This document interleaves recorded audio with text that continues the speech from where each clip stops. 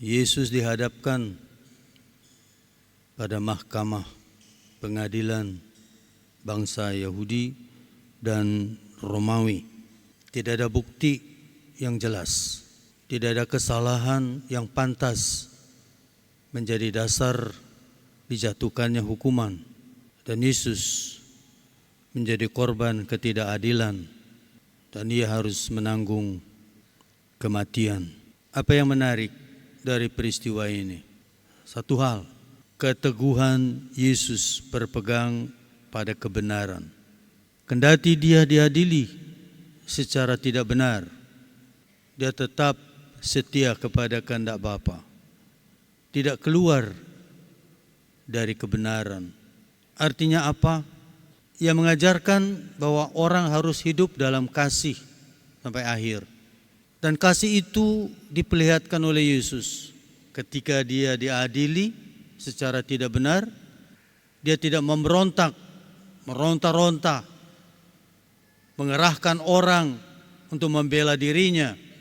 Tetapi orang-orang Yahudi yang mendakwanya memakai segala daya dan upaya untuk menjatuhkan Yesus.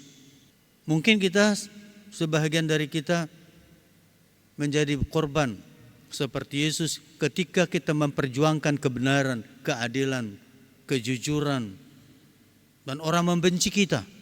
Mungkin ada orang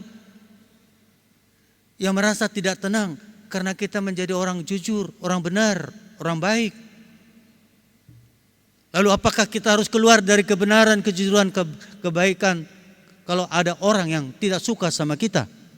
Atau kalau dalam biara kita diejek sok-sok kudus padahal memang kita mau jadi kudus. Lalu apakah kita kemudian keluar dari usaha menjadi kudus karena ada orang mengkritik kita, sok-sok kudus?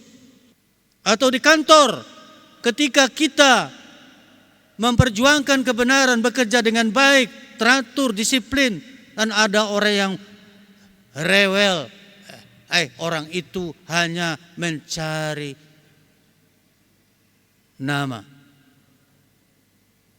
Lalu apakah orang yang baik itu harus keluar dari kebaikannya karena dia dikritisi atau karena direweli?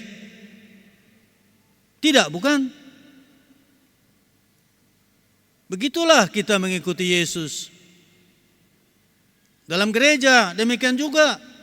Kadang-kadang ada orang baik, orang gereja yang baik, direweli oleh teman-teman karena dia baik, karena dia jujur, disiplin.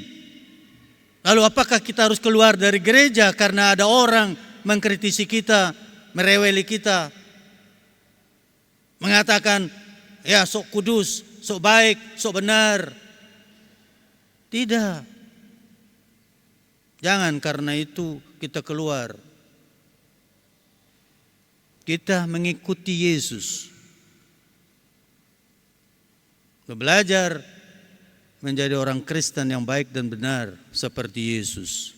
Hari ini kita mengenang sebahagian dari perjalanan salibnya. Ya, orang baik, sangat baik. Maka mari kita berdoa supaya gereja tetap baik, kita tetap baik, setia mengikuti Yesus sampai akhir. Tuhan memberkati.